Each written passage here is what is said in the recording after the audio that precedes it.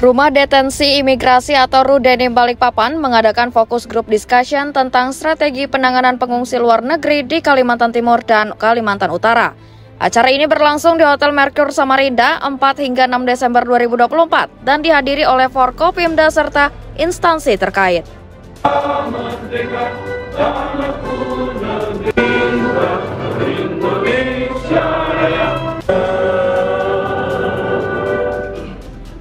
Kepala Rudenim Balikpapan, Dani Aryana menjelaskan pentingnya koordinasi lintas lembaga, peningkatan koordinasi, penyelarasan dengan Peraturan Presiden Nomor 125 Tahun 2016 dan edukasi masyarakat agar tidak ada persepsi keliru.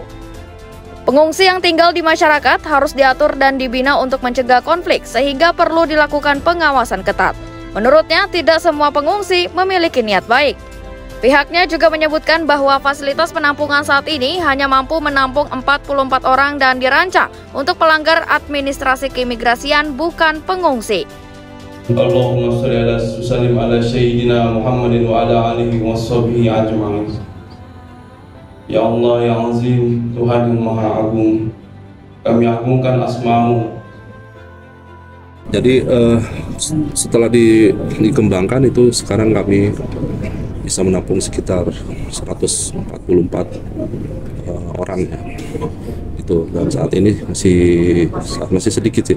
Karena memang peruntukan Rudenim itu bukan untuk pengungsi sejatinya ya, tapi untuk imigrator, artinya untuk orang asing yang melanggar peraturan keimigrasian.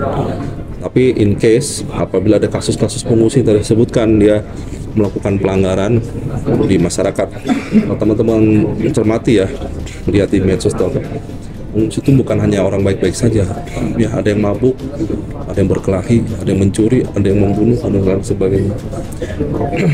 Mohon maaf nih, dengan berbekal kartu UNHCR mereka seolah-olah kebal hukum gitu. Itu yang kita tidak mau terjadi di sini. Makanya kami akan intensif melakukan patroli atau pengawasan fungsi di wilayah Kaltim dan Kaltara, dan kami juga diberikan syarat ras untuk itu ya.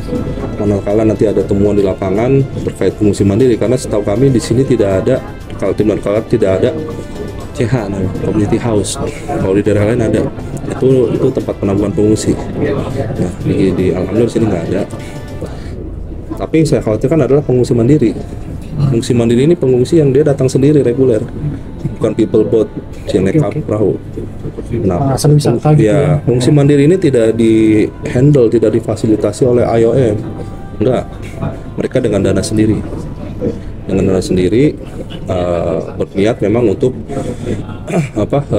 datang ke Indonesia untuk diproses sebagai pengungsi atau pencari suaka untuk disalurkan ke negara ketiga, ke Australia, Kanada, Amerika dan sebagainya, atau ke Eropa.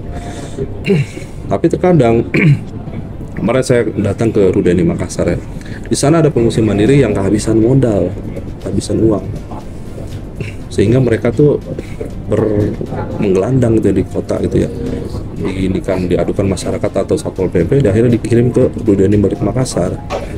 Akhirnya ya ditampung lah di sana gitu. Yang tadi saya bilang ini seharusnya bukan menampung imigrator, tapi karena case by case akhirnya menampung juga gitu. Dan saya nggak bisa membayangkan kalau banyak kasus-kasus terjadi ya, terkait pengungsi mandiri maupun pengungsi yang tinggal di CH yang melakukan pelanggaran gitu. Banyak bisa ditampung. Diketahui saat ini terdapat 9 warga negara asing yang berada di Rudenim Balikpapan. Sebagai wilayah penyangga ibu kota Nusantara, Kaltim memiliki potensi besar sebagai tempat pemukiman sementara bagi pengungsi. Melalui FGD ini diharapkan terbentuk strategi penanganan yang lebih terarah dan berkelanjutan untuk mengatasi tantangan pengungsi di wilayah Kaltim dan Kaltara. Saya berharap masyarakat teredukasi, memiliki pemahaman yang sama ya, terkait bagaimana apabila ada orang-orang yang diduga pengungsi, utamanya pengungsi mandiri, yang mereka mungkin bertempat tinggal menyebar di masyarakat, mereka harus melakukan apa, harus bersikap bagaimana, sehingga tidak overlap atau tidak multi tafsir terhadap keberadaan mereka. tidak berlebihan. Kadang-kadang kalau melihat orang Arab jenggotan langsung cium tangan, langsung, padahal dia pengungsi. Belum tentu juga perilakunya juga baik, ya kan? Jadi itu melakukan edukasi pemahaman terhadap masyarakat. Dan untuk pemerintah kita juga menyamakan persepsi, ya, satu frekuensi, satu gelombang kita.